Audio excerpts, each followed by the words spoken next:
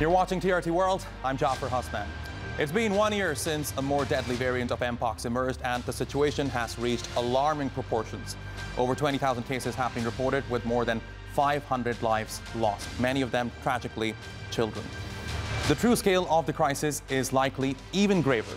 The eastern region of the Democratic Republic of the Congo has borne the brunt of this outbreak, experiencing the vast majority of these deaths. Now, this devastating loss could have been avoided if not for the obstacles posed by vaccine distribution issues, and currently, vaccine supplies are limited. So, in today's special news program, we turn our focus to Mpox, previously known as monkeypox. We'll be joined by a panel of experts and TRT World's correspondents.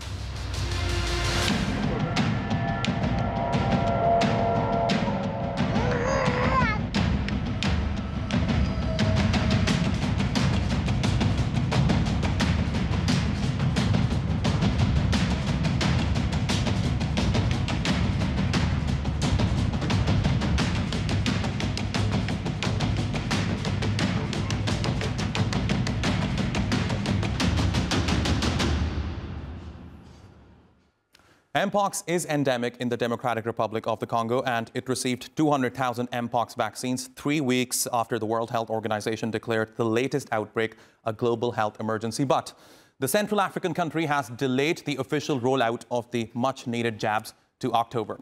Grace Kanja begins our coverage. The arrival of Mpox vaccines in Kinshasa was seen as a milestone by the DRC government. But a quick rollout of the jabs has already hit roadblocks. The epicenter of the outbreak is in a conflict-hit area. There are few diagnostic facilities and low numbers of trained healthcare workers to administer the jab. They're also far short of the 3.5 million vaccines the country says it needs to tackle the outbreak. These are expensive vaccines that we as a country cannot afford to buy, which is why we need a partner. And we are very grateful to the European Union for bringing us this first batch, which comes from European taxpayers, from the European stockpile, but which means that we already have the capacity to contain this virus. Frontline healthcare workers and those in close contact with Mpox patients will be the first to get the jobs.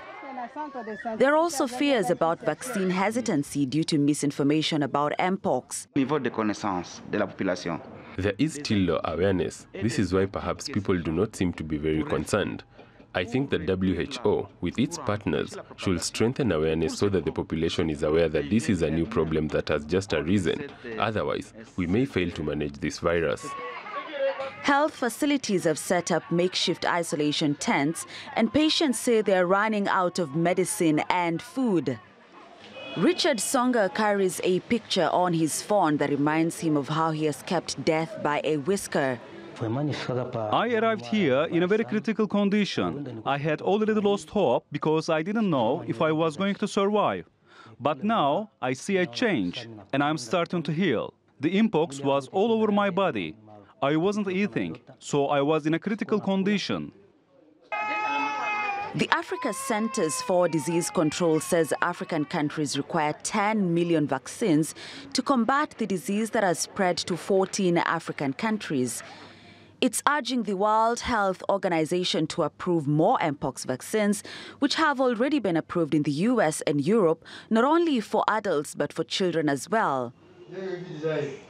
And there are fears that Mpox infections could spread as schools restart because many schools don't have running water or soap. Now, even though Central Africa has been the epicenter for several Mpox epidemics, the 2022 Mpox epidemic caused by Clade 2 strain was also reported in Western countries, which led to more research and vaccine stockpiling. African scientists warn the global investment in the diagnosis, treatment and infection prevention tools for Mpox is still lacking 2 years on. Grace Kanja, TRT World. Now let's turn our attention to the current status of Mpox in Africa. The DRC is the epicenter where over 22,000 cases have been recorded. Now we'll be bringing in our correspondent. Chris Oka-Mringa joins us from Kinshasa. Hillary Naruka is in Lagos, and Crystal Orderson is with us from Cape Town. Chris, I would like to begin with you first because, DRC is the epicenter. Tell me, what is the current status of Mpox cases in the DRC, and what are some of the biggest obstacles authorities are facing over there?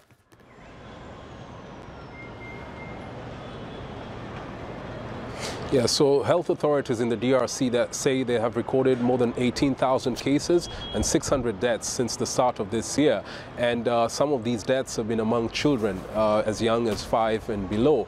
And that has been very worrying. So health workers are working with scientists from the World Health Organization to try and find the effective medicine to treat these children. The good news is that the country recently received 200,000 doses of vaccines from a Danish manufacturer, and they will start rolling them out in October. What they're currently doing is conducting what they call micro-planning, ensuring that these vaccines will be taken to the areas with the highest number of cases, areas like Eastern DRC that is experiencing an armed conflict, and other parts of the DRC. So they're also ensuring that the infrastructure, the cold chains and the resources are put in place so that this vaccination happens smoothly. The major challenge that the health authorities here are facing is funding. The DRC is a large country, about 2.3 million square kilometers. It's the size of Western Europe, and some of these areas are remote areas which have no infrastructure, no electricity, and the armed conflict is happening in the east. So health workers are very worried. Some of them are fearing to go to those areas where there are rebels, and so the government is trying to find ways of dealing with this problem. They're working with the international community to try and ensure that a ceasefire that was called last month is respected. So it's a very, very sad situation going on in the DRC with the Mpox outbreak. Right. Now, Chris, I want to talk about the local population. See, here's the thing. Mpox has remained an endemic in the DRC for years now, but the fact that now it has started to spread beyond DRC, I wonder, how is the local population responding? Is there heightened fear?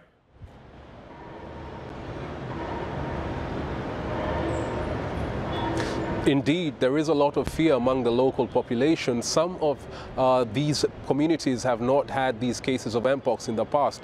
It was very common in the western part of Congo, which has lots of forests, and scientists were saying that this disease came from wild animals like monkeys, squirrels, and bats. And so now there is a new strain that was discovered in South Kivu province known as Clade 1b. This strain is said to be more contagious and deadly than the one that was reported globally in 2022.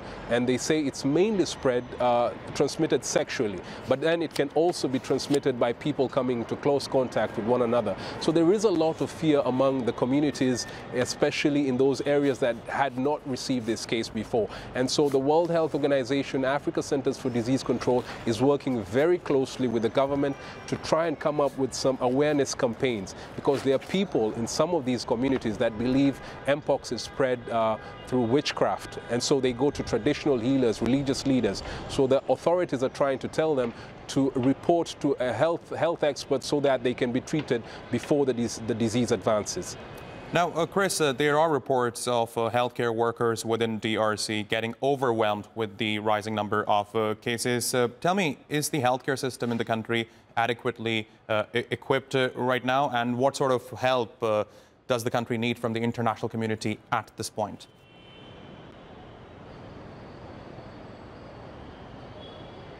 Yes, like I mentioned, the DRC is a very large country. It has 100 million people. So, and the government has been dealing with a number of other crises. One of them is a conflict that has been happening in the east of the DRC with a rebel group known as the M23. So a lot of funds, a lot of money from the treasury has been going into trying to end that conflict. The conflict is still ongoing. It hasn't ended. And there are other health outbreaks like measles, polio, cholera. So all these things have been happening at the same time. The government does not have the resources to deal with this outbreak, and that is why they've been relying heavily on the support of the World Health Organization, the Africa Centers for Disease Control, UNICEF, and a number of other international aid agencies that are supporting them. Health workers have been complaining about not receiving their pay for the past 6 months. You know, they are carrying out this very risky operation of trying to save lives, but they do not have enough protective equipment. So it's after the international community came in, that there is some kind of hope that, you know, this disease will be contained because more funds are going to be put in and there's going to be a more coordinated, harmonized strategy of ending with. The DRC government on its own could not be able to deal with this outbreak. And indeed, vaccine equity plays a very important role when it comes to the worsening situation in the DRC. We'll be talking about that in our special program as well. Chris, thanks very much for that update from the DRC. Really appreciate your insights. Now let's cross over to Uganda and bring in TRT World's Darren Allen Chiuni. Darren, good to see you. Tell me, what is the current status of Mpox cases in Uganda and what kind of measures have been introduced by the Ugandan government to contain the outbreak?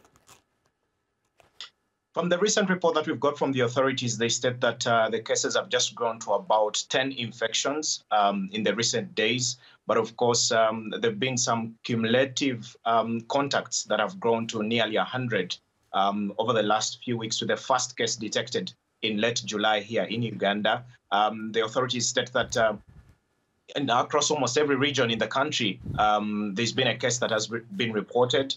And one of the things that the government has done through the Ministry of Health, together with partners in the health sector, they've since gone on to form a national task force that now meets weekly, and they're able to dissect each and every plan that they've got to try and contain the Mpox virus that has been spreading right from the western side, that is the Democratic Republic of Congo, into the country. The first case that was detected actually was a woman who had come through with a recent travel to the Democratic Republic of Congo. But the rest of the cases that have since come through have not had any recent history of travel to the Democratic Republic of Congo. However, the ministry is not resting on its laurels, and eventually they've had to form the task force.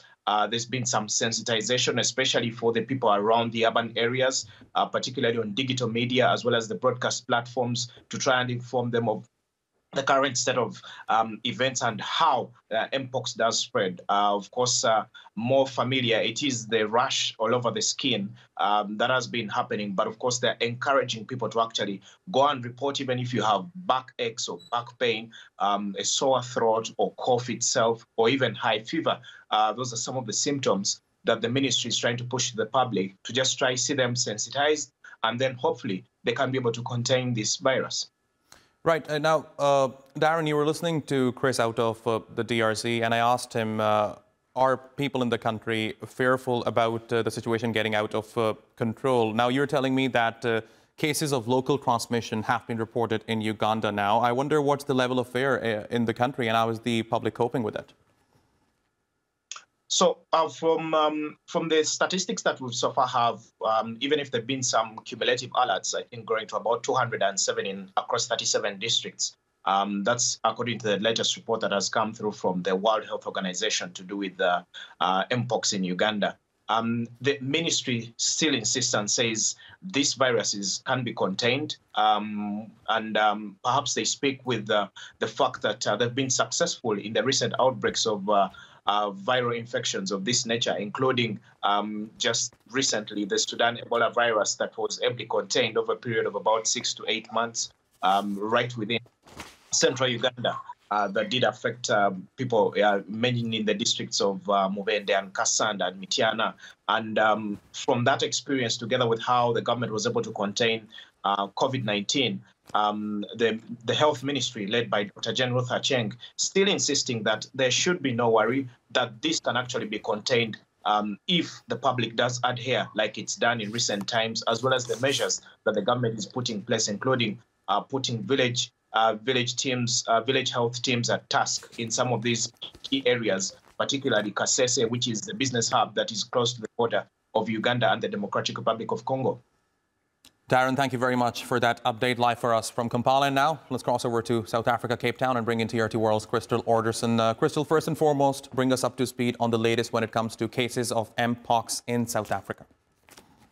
We've got close to 30 cases that's been reported, including several deaths. Last night, the Health Ministry confirmed that another case here in Cape Town was reported. The man in his 30s had no travel history, and so he's being isolated and treated here in Cape Town. So the Health Ministry have been very proactive They are part of one of 14 African countries that will be receiving aid and other assistance from the Africa CDC. Scientists that are actually engaged with told me they are part of the panel of the Africa CDC, and they said that we have to learn lessons from COVID, be proactive. And so in South Africa, we've seen the health ministry being very proactive with its communication, with engagement with the public. But I think the reality is here in South Africa, because of our large HIV/AIDS burden in the country, the health ministry said they cannot sit on their laurels. They have to be proactive in how they deal with the Mpox cases here in South Africa. Now, Crystal, you know, I was going through social media, and it seems to me many South Africans are questioning whether or not the government's focus is too divided between COVID-19 and Mpox and other diseases. So do you sense that Mpox is being taken seriously enough, or is it flying under the radar? I think the reality is it is flying under the radar. And so this report, for instance, of a person being, that was reported, that a confirmed case of Mpox was last night in Cape Town. It wasn't even a big news story. So there is concern from the public that more information has to be given to them, although they understand. I think given the disease burden in the country and the big focus on HIV, people do feel that there needs to be more mass education around Mpox. Also, South Africa has not received any vaccine. So at the moment, there is concern that South Africans, having learned from COVID about vaccine inequity and how the West had a lot of vaccines and Africa was last in the rail, activists are quite keeping an eye on that. And they said there cannot be a repeat where the West gets vaccine and Africa is left behind. And even though South Africa's cases are not as high as the DRC, for instance, they want to ensure vaccine equity across Africa. The cases might not be high there, but remember, Crystal, I asked both Darren and Chris about the level of fear in the country. Given what you have just told us, I'm sure there is concern within the South African society about these rising number of cases. Absolutely. And in part that, concern has to be related to the high HIV/AIDS burden that we have in the country. We have one of the highest in terms of people that are on HIV medication. And because when Mpox, they are concerned that because of people's low immunity, that they could be spread. So there even is a concern within the medical fraternity that perhaps our cases are being undercounted. And so that is a constant concern here in South Africa about how proactive the health department is, and that perhaps there needs to be a bigger focus, because we have had deaths. We've had, close to 30 cases, and although it might not be in the same numbers as the DRC, ordinary people are saying we need to be more proactive and there needs to be more education in understanding the disease. Now, Crystal, if there is concern in the society, I wonder whether or not local communities, local governments, they have started some sort of educational programs to basically spread awareness about this disease.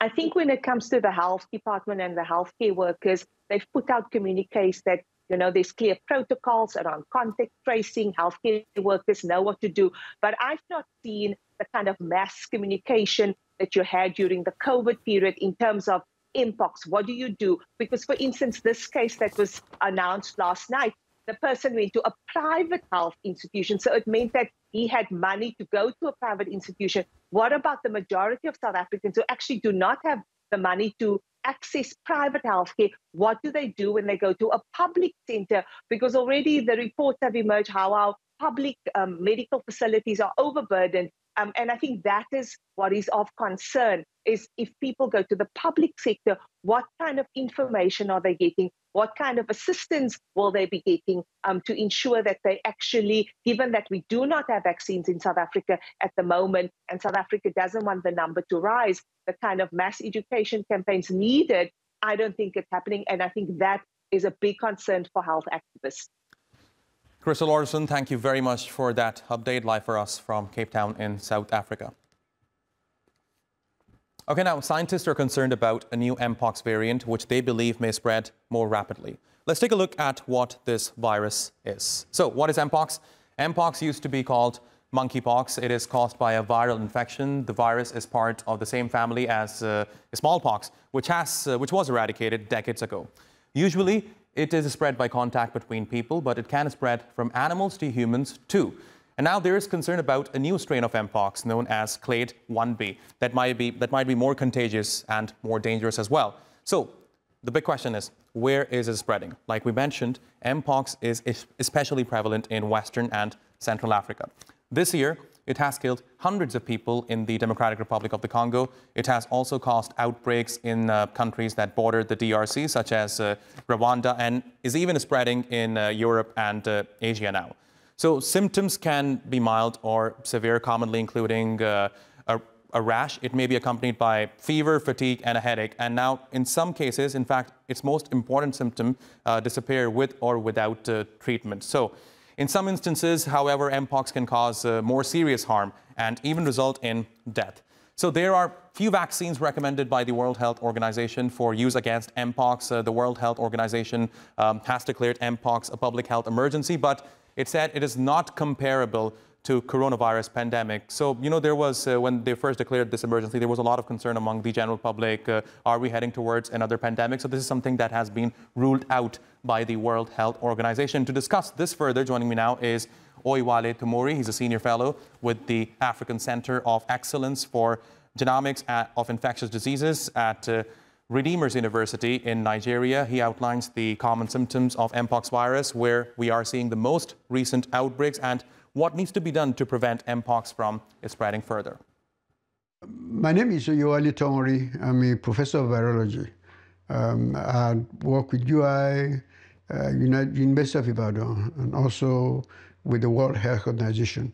Mpox is basically a viral infection which affects humans and different kinds of species of animals. Why is the current outbreak so concerning? This is because we are now having a large number of cases occurring in DR Congo. The number of cases have more than doubled since last year. Also, other countries, neighboring countries to DR Congo, so the disease is spreading outside of DR Congo and is going into other neighboring countries, Kenya, Uganda, Burundi, and Rwanda. Are also getting. And then recent information is showing that people who travel to DR Congo are actually also having cases occurring in Sweden and also in, I think, the Philippines. Now, specifically on the monkeypox, the monkeypox actually was not really a monkey disease. The monkeys also got infected. The first monkeys that got infected was around 1958 in Denmark. These monkeys were imported actually from Singapore. And when they were brought into the laboratory as experimental animals, the pox virus among those must have been there. And so they got infected. And that was the first time actually people described the monkeypox. And that's why I call it monkeypox virus. It's similarly, the symptoms are almost similar to what you find in smallpox. You come off with fever, fatigue, enlarged lymph nodes, and then little spots start showing upon the body. The spots then become pus-filled. In the pus-filled pus-stool that you get, that's where the virus is.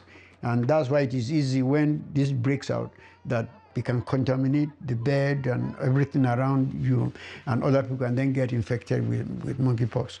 It's also important to see that there are two types of the virus they call variants. There's one is called clade 1 and clade 2. Clade 1 is found in Central Africa, DR Congo, that side, and East Africa.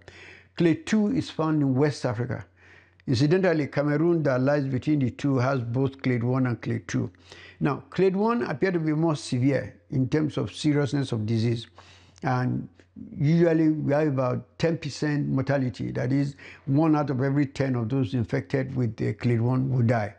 In the West African one, which is the clade 2, only about 1 out of 100 would die. What should the public health sector do to prevent the spread of the virus? I think it's simple. First and foremost, you need to know that you have a case. So your surveillance must improve to detect the cases. When you detect those cases, you confirm that it's monkeypox, because there are different things that could look like monkeypox. You confirm there, then you isolate the cases. You trace the contacts of the other people so as to put them in, monitor them, and if they have the disease, you also isolate them. Apparently, the immunization against smallpox had a kind of cross-protection against monkeypox.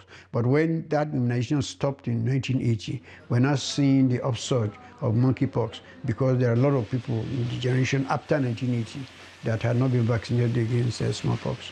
First, Africa has the capacity, through years of experience with investigating outbreaks, that we can do a proper investigation, good surveillance, and limit the spread of the disease.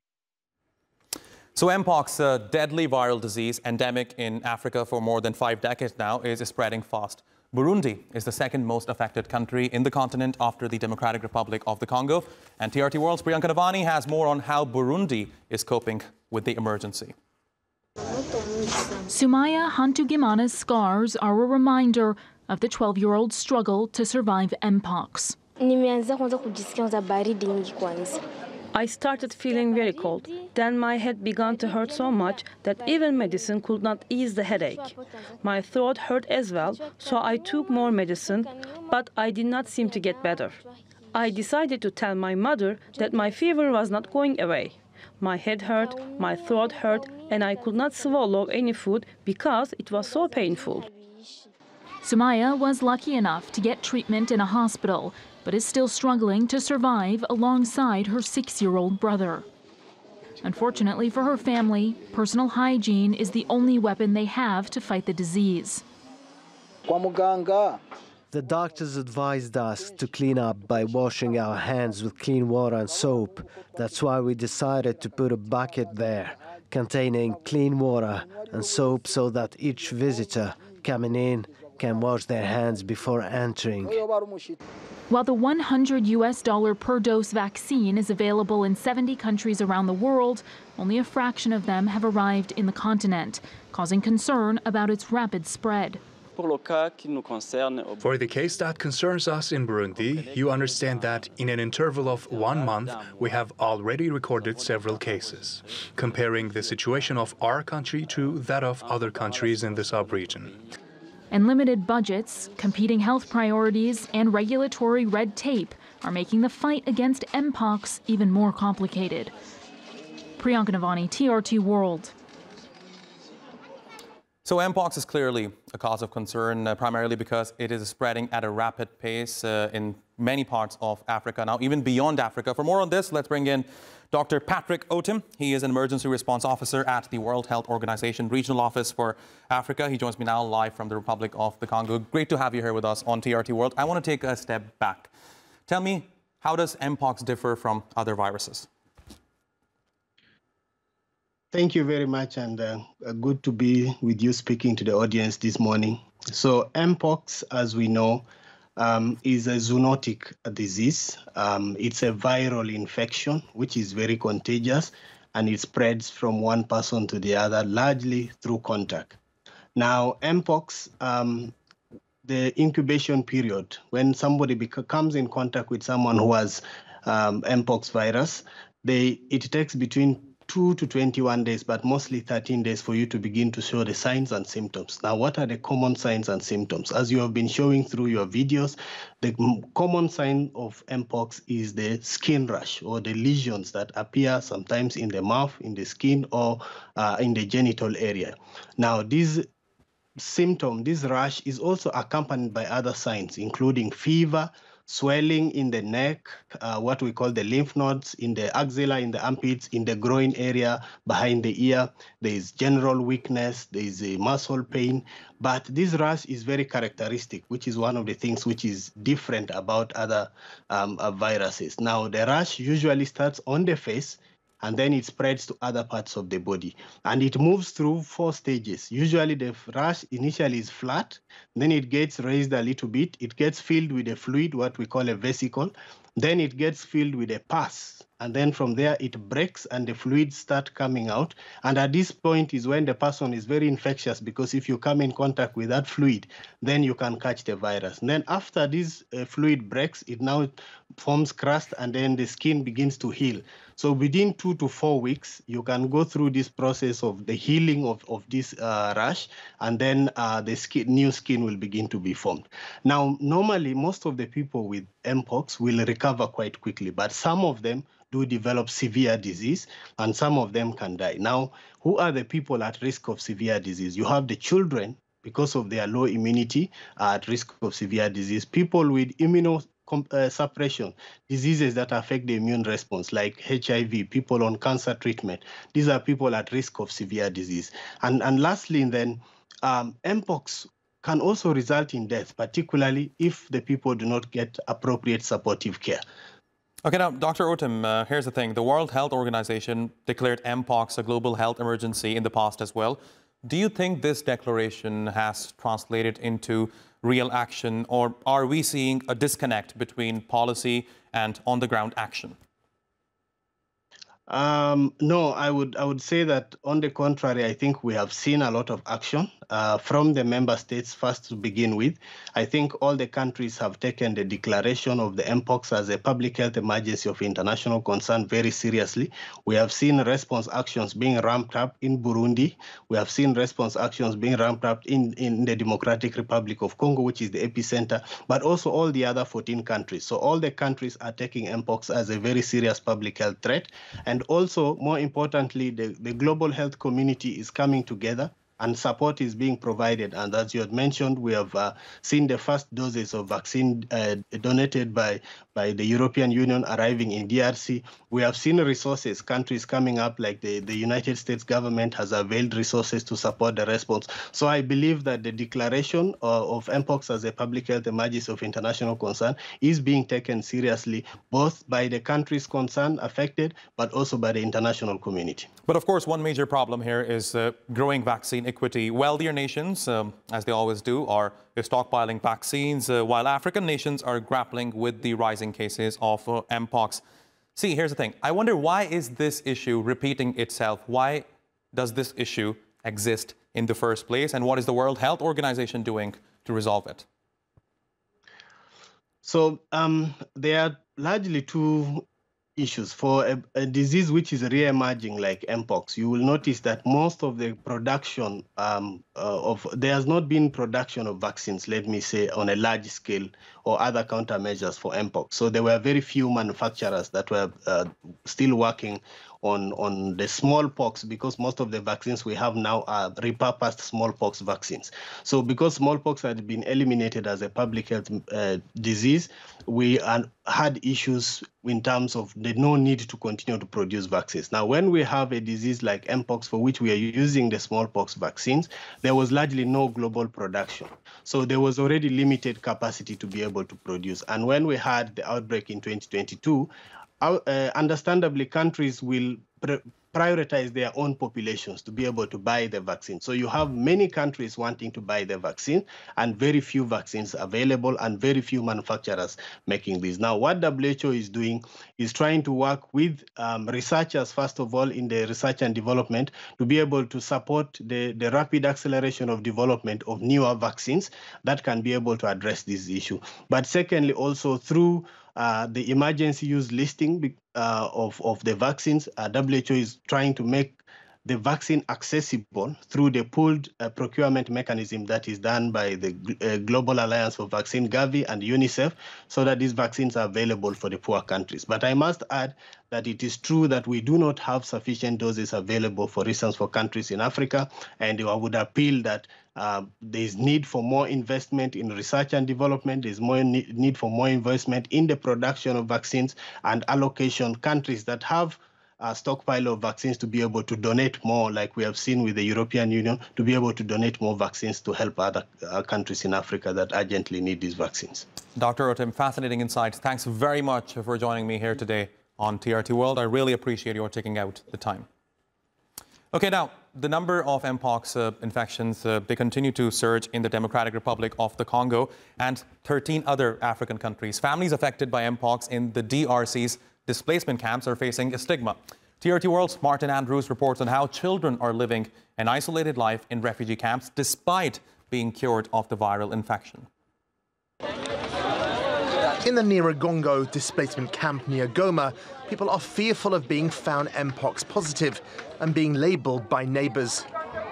Clarissa Ishimwe and her 2 sons are battling stigma despite recovering from Mpox. Memories of how she spent 2 weeks at the Kanywa Ruchingya Health Centre are telling to her children are still fresh in her mind. I was very scared because we had been told that this epidemic was very deadly. I was worried about my children, especially when I saw pimples on their bodies. I cried every day. The stigma has been extended to her business, where she sells donuts and powdered soap. I started up again with my small business, but unfortunately customers don't come like they used to. People don't come to buy from me anymore because they say my children were sick with Mpox, so they can contaminate them too. All my customers have run away from me. Young children in this camp who carry scars of Mpox on their bodies. According to the World Health Organization, children in the east of the DRC are the most affected by the outbreak. People here are beginning to be afraid of this epidemic. But since there's already a cure, it's okay. We want them to give us more vaccines so that this disease disappears completely.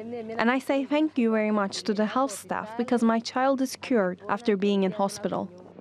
Health officials have raised concerns about the rapid spread of Mpox in DRC refugee camps, where people live in cramped conditions, making it harder to control the disease. And even though most patients recover fully from the viral infection, in about 4 weeks, the scars of social stigma are taking longer to fade away. Martin Andrews, TRT World. The Democratic Republic of the Congo has received its first doses of an Mpox vaccine to help contain its rapidly spreading outbreak. The Africa CDC says African countries have recorded nearly 25,000 Mpox cases and more than 600 people have died this year alone. Most of these cases are in the Eastern Democratic Republic of the Congo. Japan and the United States have pledged to send vaccines, but it is far short than what is needed. Let's take a closer look. The Africa CDC says African countries require 10 million Mpox vaccines, but only 200,000 vaccines are currently available, even though the disease has been endemic in the continent for decades. Despite these efforts, we are facing significant challenges. There is a critical shortage of testing, treatment, and vaccines across the continent. These shortages are severely hampering the ability to contain the outbreak. We are calling for urgent international support to increase access to vaccine stocks and treatment options, and to scale up testing and alert investigation. Without these resources, the epidemic will continue to spread. Nordic's Mpox vaccine is the only shot to have secured widespread approval for use against the virus around the world. The World Health Organization also recommends the use of Japanese LC16 vaccine or the ACAM 2000 vaccines when others are not available. Russia's also licensed Orthopox Vac for immunization against smallpox and Mpox for domestic use. Japan has offered to send 3.5 million Mpox vaccines by the end of this month.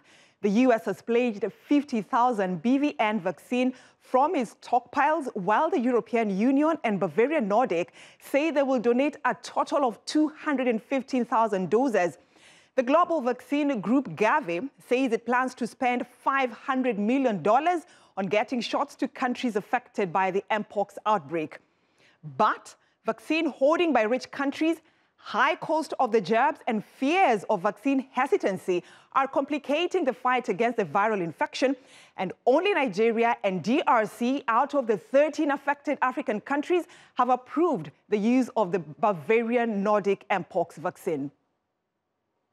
Mpox vaccine, there aren't huge supplies in the world. There are just a few million available, and they're pretty expensive. The Jynneos vaccine, for example, costs in the region of around $200 per dose, and you need to give 2 doses to a patient. So that's $400 per patient or per person. So the vaccination is not a community-wide strategy. In fact, that's not the best use of the vaccine and the available stocks of the vaccine. The best way to use the vaccine is to make it available to those at high risk. So that's healthcare workers and exposed individuals who are HIV positive.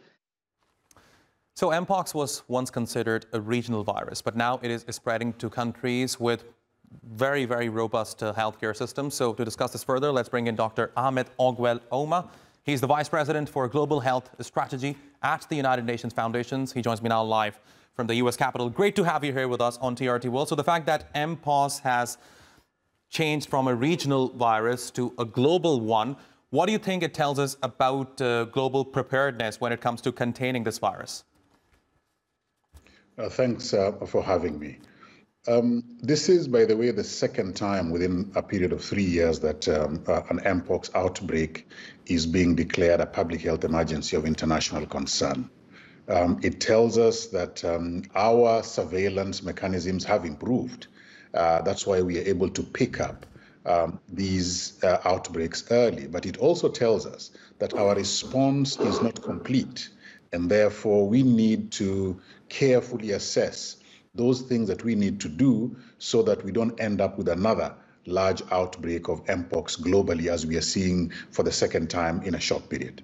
Now, Dr. Ahmed, there has been talk about possible mutation in Mpox, which could possibly make it more transmissible. I wonder, what is your navigation through this theory, and if something like this happens, what kind of measures should authorities take? Viruses, by and large, do not remain the same for a long period, especially when transmission is active in the community.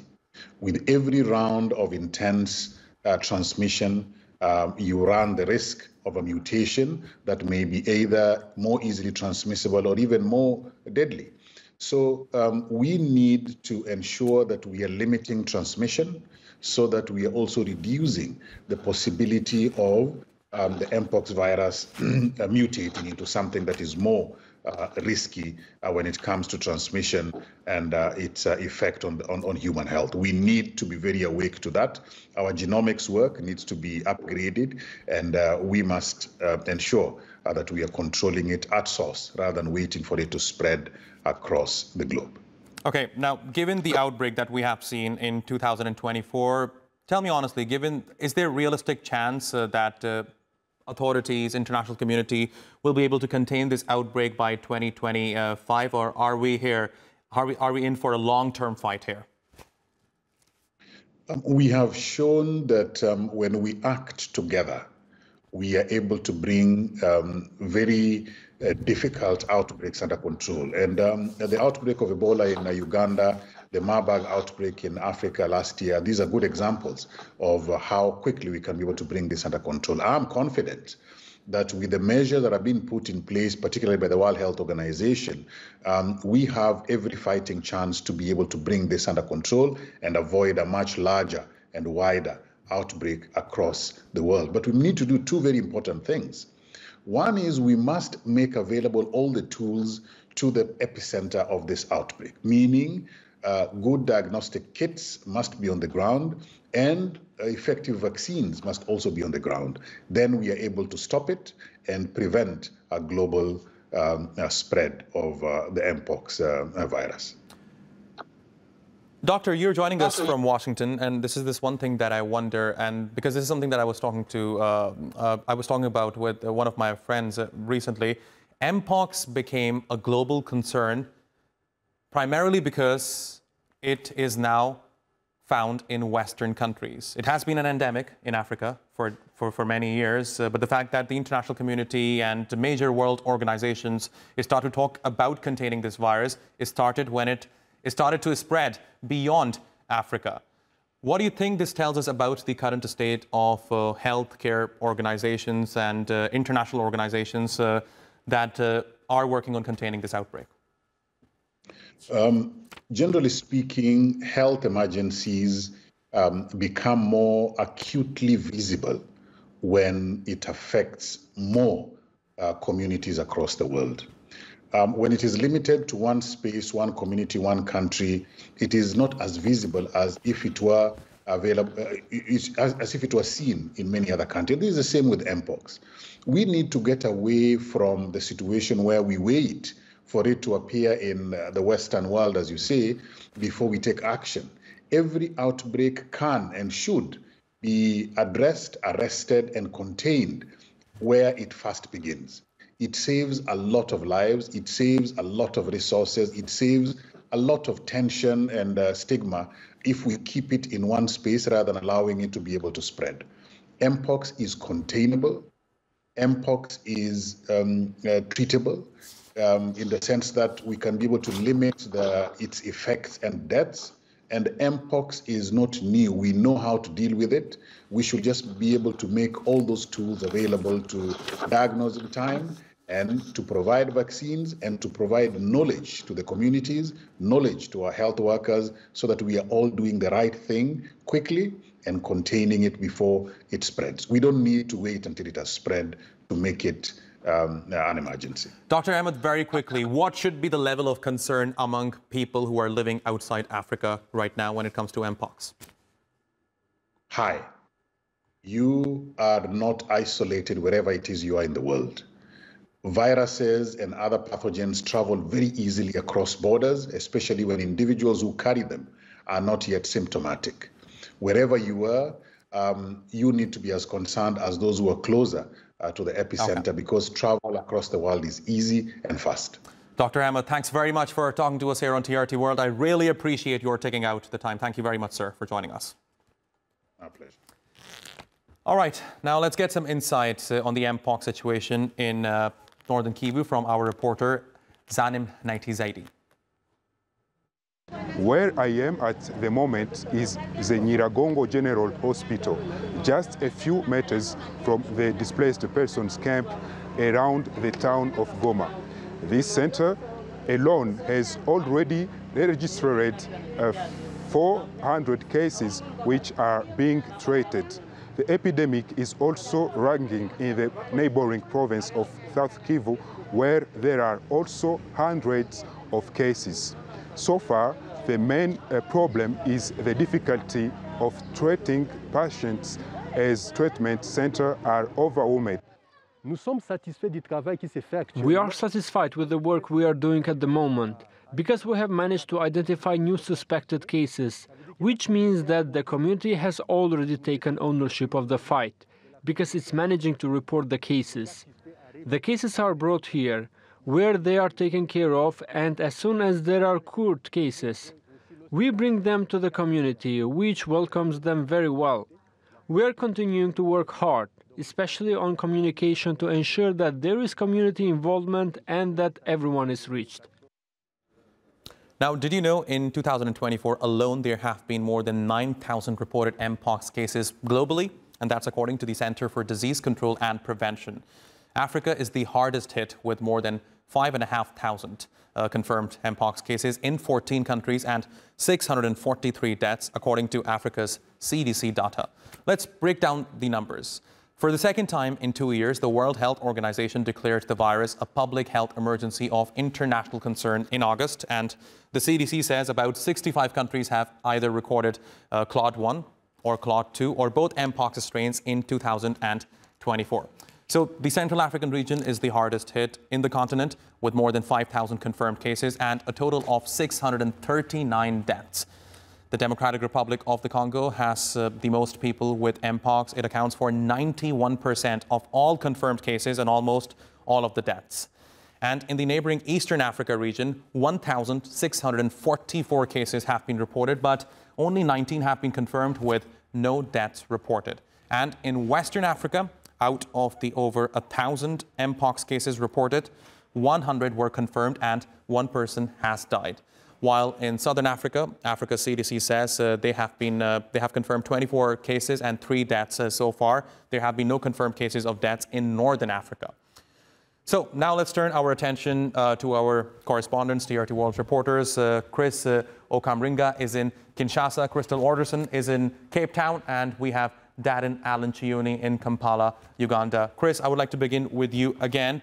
Given the current situation of the outbreak, I wonder what is the general feeling among the public? Is this going to be a long fight, or are people confident with the help of the international community and the measures that have been introduced domestically, this outbreak will be contained in the near future?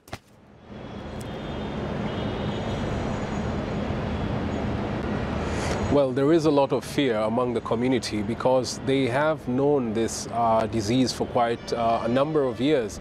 And like some of the experts mentioned earlier, many of the cases were mild, people were getting healed, but now it's killing very many of their people, especially children. So there is a lot of fear among the population. They have been calling on the government to do much more, and the government can do so much because it has a number of challenges it's facing at the same time.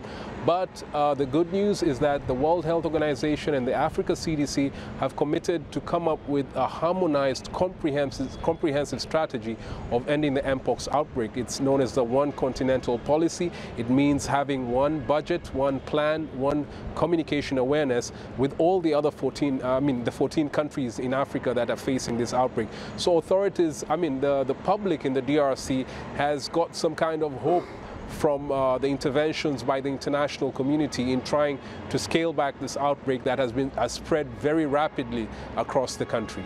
Chris, expand on that help or perhaps support that the international community is given, has started to give to DRC now in the wake of this outbreak. If I were to ask you, what is the general expectation of the public from the international community, how would you respond to that?